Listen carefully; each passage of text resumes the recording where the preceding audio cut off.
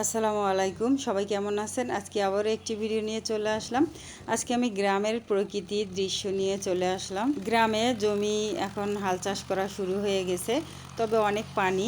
দেখেন ক্ষেতের মধ্যে, এটা হচ্ছে ট্রাক্টর বলা হয়, অনেকে এটাকে কাঁকড়া বলে, আমাদের গ্রাম্য ভাষায় এটাকে কাঁকড়া বলা হয়। কারণ হচ্ছে এর ধারালো যে কাছিগুলো আছে এগুলো কাঁকড়ার মতো দেখতে।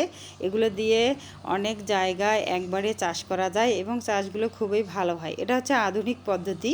এই ডিজিটাল পদ্ধতিতে জমি চাষ করলে সেই জমিটা অনেক কাদা কাদা হয় এবং যে রোয়া গাড়বেন, সেই চারা গাড়বেন, সেই চারা গাছ থেকে ধানের ফলন অনেক বেশি হয়। গ্রামের মানুষ সবাই কি সুন্দরভাবে মাছ ধরতেছে। এখানে অনেক মাছ, পুঁটি মাছ, অনেক ধরনের মাছ আছে। সেই মাছগুলো ওরা ধরবে, সে কারণে সবাই জাল নিয়ে নেমে পড়েছে। গ্রামের এই মাছ ধরার দৃশ্য দেখতে খুবই ভালো লাগে, কিন্তু আমি মাছ ধরতে পারি না। আমি এখানে নামি না, শুধু ভিডিও করতেছি। দেখতে খুবই ভালো লাগে।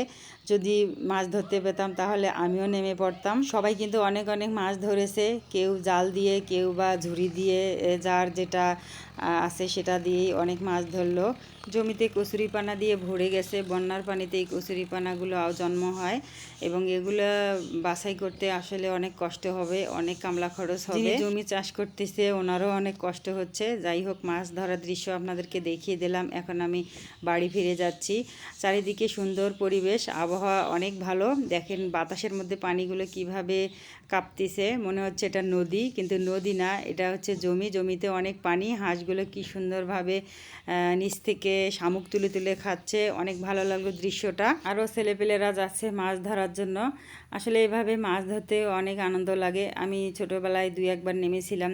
একটা দুইটা পুঁটি মাছ পেলেই আমি মহা খুশি। 2-1টা পুঁটি মাছ দিয়ে তো আর খাওয়া দাওয়া চলবে না, এ কারণে এখন আমি নামি না, মানে হচ্ছে এগুলো থেকে বিরত আছি। মনে হচ্ছে আমাদের এখানে বন্যা, কিন্তু বন্যা নাই, এখন পানি কমে এসেছে। আরও অনেক পানি ছিল। দৃশ্যটা আপনাদের কাছে কেমন লাগলো, আজকের ভিডিওটা আপনাদের কাছে কেমন হয়েছে সবাই জানাবেন। আজকের মতো এখানেই শেষ করছি। ধন্যবাদ, ভালো থাকবেন। আবারও দেখা হবে সামনে নতুন কোনো এক ভিডিও নিয়ে। আল্লাহ হাফেজ।